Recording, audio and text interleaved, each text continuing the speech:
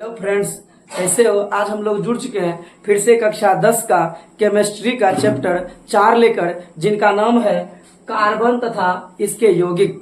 आज हम लोग कक्षा 10 के केमिस्ट्री का चैप्टर 4 पढ़ेंगे, कार्बन तथा इसके यौगिक। अगर आप लोगों ने मेरा चैप्टर 1, चैप्टर 2 और चैप्टर 3 नहीं देखा है तो आप लोग एक बार हमारे चैनल पर जाकर चैप्टर 1, चैप्टर 2 और चैप्टर 3 को अवश्य देख लें। अगर आपको वीडियो पसंद आए तो वीडियो को लाइक एवं चैनल को सब्सक्राइब जरूर कीजिएगा। आज हम लोग जुड़ चुके हैं कक्षा 10 के केमिस्ट्री का चौथा चैप्टर लेकर, जिनका नाम है कार्बन तथा इसके यौगिक।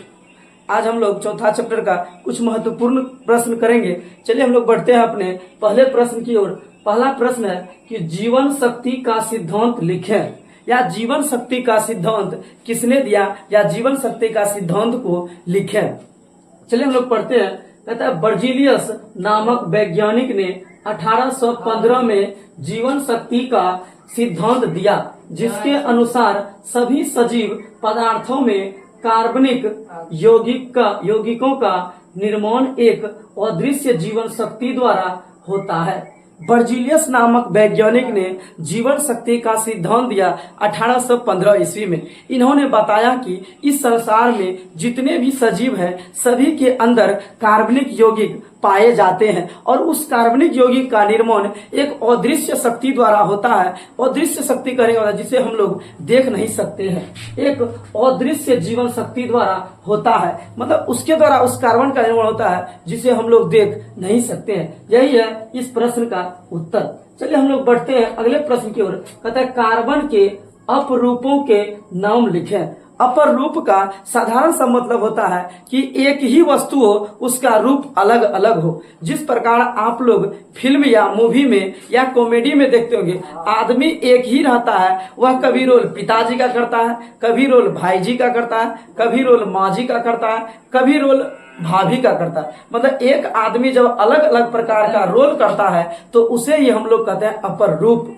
तो उसे हम लोग क्या कहते हैं? अपर रूप। तो आज हम लोग पढ़ने वाले हैं कार्बन के अपर रूप। मतलब होगा वह कार्बन ही, लेकिन उसका रूप अलग अलग है। तो कार्बन का जो अपर रूप है वह है हीरा, ग्रेफाइट और फ्लोरीन। आपको प्रश्न पूछा जाएगा कि कार्बन के अपर रूप का नाम लिखें, तो आंसर आपको बताना है कि हीरा, ग्रेफाइट और फ्लोरीन।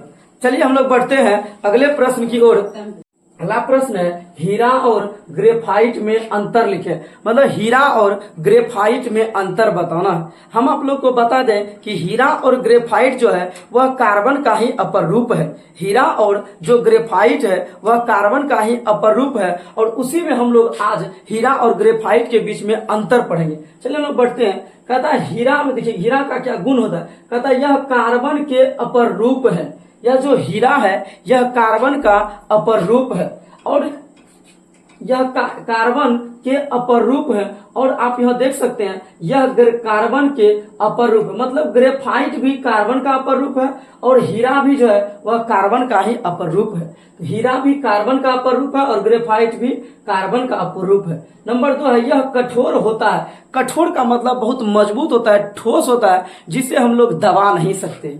यह जो हीरा होता है बहुत कठोर होता है। दुनिया का सबसे कठोर पदार्थ जो है वह हीरा होता है।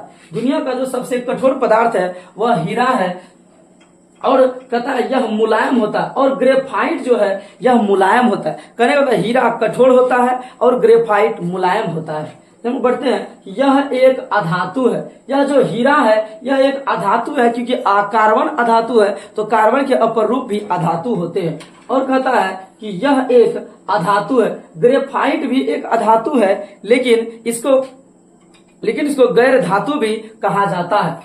कहता है 4 नंबर में यह विद्युत का कुचालक होता है, यह विद्युत का सुचालक होता है। यह जो हीरा होता है वह हीरा जो होता है विद्युत का सुचालक होता है, और यह जो हीरा जो होता है वह विद्युत का कुचालक होता है, और यह विद्युत जो है वह, और ये ग्रेफाइट जो है वह विद्युत का सुचालक होता है। चलिए हम लोग बढ़ते हैं अगले प्रश्न की ओर। अगला जो प्रश्न है वह कहता है कि सहसंयोजक यौगिक किसे कहते हैं।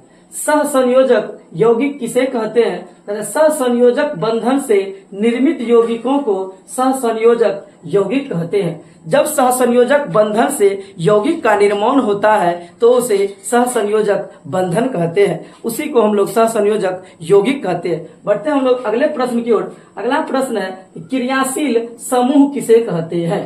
क्रियाशील समूह किसे कहते हैं? कहते हैं किसी कार्बनिक यौगिक में उपस्थित वह समूह जिस पर यौगिक का रासायनिक गुण निर्भर करता है। कहने का मतलब है कि जो भी कार्बनिक यौगिक होंगे उस कार्बनिक यौगिक में जो भी क्रियाशील समूह होगा वह पूरा कार्बनिक यौगिक उसी क्रियाशील गुण को धारण कर लेगा, उसी क्रियाशील मूलक का गुण धारण करता है। उस यौगिक का वह जो क्रियाशील मूलक होता है वह उस यौगिक का क्रियाशील समूह कहलाता है। कहने का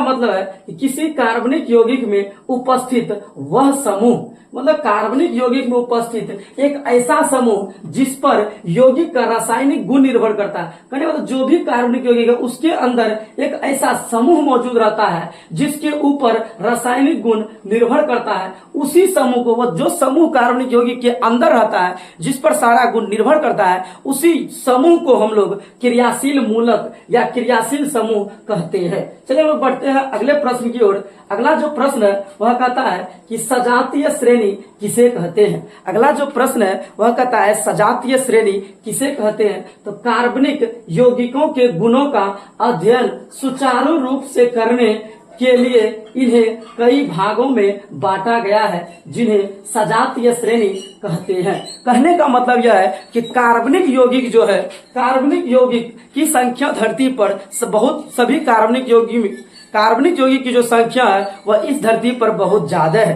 कार्बनिक यौगिक की जो संख्या है वह इस धरती पर बहुत ज्यादा है, जिसका अध्ययन करने में थोड़ा कठिनाई हो रहा था। बहुत कठिनाई हो रहा था। उसी कठिनाई को दूर करने के लिए कार्बनिक यौगिकों को अलग अलग भागों में बांटा गया। जब उसी कार्बनिक यौगिकों के समूह को अलग अलग भागों में बांटा गया तो उन्हीं बांटने की क्रिया को हम लोग सजातीय श्रेणी कहते हैं तथा इनके प्रत्येक सदस्य समजात कहलाते हैं। सजातीय श्रेणी में जितने भी सदस्य होते हैं सभी समजात कहलाते हैं। चलिए हम लोग बढ़ते हैं अगले प्रश्न की ओर।